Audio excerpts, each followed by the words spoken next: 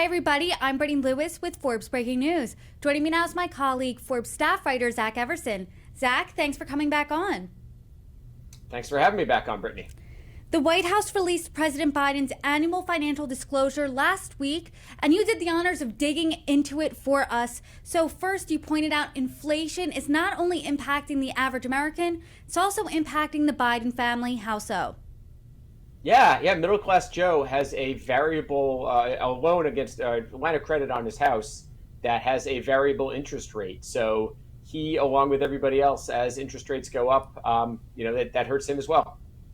So you found out that the Bidens took out a $250,000 home equity loan on their Rehoboth Beach house in 2022. That year they borrowed against it, as well as 2023. How much did they borrow? So the first year they reported taking out somewhere between $15,000 and $50,000. And then in 2023, it was somewhere between $100,000 and $250,000. You know, as a reporter, and I think anybody who cares about ethics in government, one of the problems is that these reports just require candidates and officials to report within broad ranges. So it's very difficult to tell whether it went up 50,000 or whether he borrowed 200,000, which would certainly be quite a different story there. But we do not know for sure. I reached out to the White House. They declined to provide any more details than what was in the report. And is there any indication as to why he borrowed this money? It seems to be in a pattern of ongoing behavior. It seems to be how he's run his finances for years, and that he has some very nice homes right now that we valued. I think it was about a combined $7 million when we last looked at his net wealth. And it's a good way to get some money out of those. It's not different than many other Americans who take similar loans. Aside from borrowing against the beach house, do the Bidens have any other debts? They have a couple other loans. They have some debts, that a term loan and loans against their life insurance that total just $25,000 to $65,000. Their biggest loan, though, remains a 30-year mortgage on their house in Wilmington, which is somewhere between $250,000 and $500,000. So again, we're looking at this really broad range, and because of that, it makes it difficult to come up with a sum. Did Joe Biden's debts go up? Did he borrow more last year? You can't really tell because of the way those ranges are set. A little increase of $1 could bump them up a massive reporting range. So it's tough to say, to get an overall picture just based on this document. So as you said, they have a nice real estate portfolio, nice houses. Forbes estimates at $7 million. So talk about how much their other assets are worth. What are they and how you got that number? So their non-real estate assets are worth somewhere between $1 million and $2.6 million. Between $700,000 and $1.6 million of that is in cash. The president reported having a variable annuity, which invests in a bunch of different mutual funds, and that's worth more than $135,000. And then they have 6 life insurance policies that are valued between $62,000 and, again, $230,000. So again, we're looking at that really broad range. Most of his retirement, though, is locked up in his government pension. He's been a career government employee with the exception of a few years. So he is getting a hefty pension there. He's getting about $250,000 a year via his pension, and that does not need to be reported on one of these personal financial disclosures. And he's holding the highest office you can hold as a career government employee. How much is he bringing in as president each year? President is $400,000 is what the law states the president gets paid. They also get, I think it's about $50,000 that they can use to cover some of their living expenses that are related to being president. Like, you can't just use that and say, oh, we got $50,000 to cover living expenses.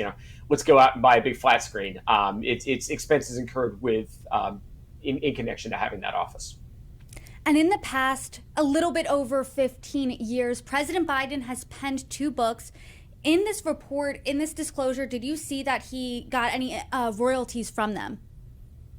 For both of those, he checked the box. That was none or less than $200. So in both instances, he is not reported making any royalties there. Now, I don't know the specifics of the book deal. I did find that a little bit interesting. You would expect that enough people would be buying the President of the United States book, even if it had been out several years, to generate something in royalties, but it didn't. But again, it could just be the result of the book contract as well.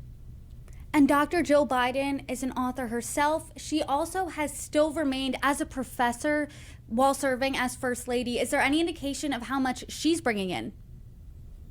Yeah, so she didn't have to report her teaching salary from Northern Virginia Community College, but she did bring in from her book. She has 3 books. They brought in a little bit less than $10,000 in royalties. And so, in total, how much does Forbes estimate the Bidens are worth, and how much of that is cash? So we estimate that they're worth about $10 million, and that is largely real estate, throwing in their pensions, and then the other accounts that were on this recent disclosure. That said, one of my next assignments is to go ahead and take another look at the Biden's wealth. So we'll be looking at getting new appraisals on their real estate values. So we'll have an updated number on that sometime in the next, hopefully, few weeks. And I'm sure we will be talking about that. But as we know, the Biden's net worth pales in comparison to the predecessor, former President Donald Trump. But I am curious how this recent disclosure compares to Donald Trump's. Yeah, so Trump didn't actually file a disclosure this year. He requested a 45-day extension, which is absolutely legal and something he can do. Just as a reporter, what was fascinating to me was that Biden's disclosure was like 11 pages and 3 of them were blank, whereas Trump's goes on for hundreds of pages. It was just very strange, and I've focused a lot more on Trump's businesses. There's a lot more to report there. And, I'm used to looking at his disclosures, and all of a sudden with Biden's, I'm like, are there some pages missing in here? But no, everything was there. And what does that indicate with the page disparity there? Well, I mean, obviously the former President Trump has a slew of business interests that are, go across the globe and that are incredibly intricate and messy and interconnected, and requires a lot of reporting. He has a ton of LLCs that you need to report. He has many securities holdings that need to report, whereas Biden is, simple, just, much more in line, I think, with what an average American would have, except for the fact that he is worth $10 million, which clearly the average American is not worth. Aside from, I wish I was the average American if that was $10 million. But per usual, Zach Everson, thank you so much for your reporting. My pleasure.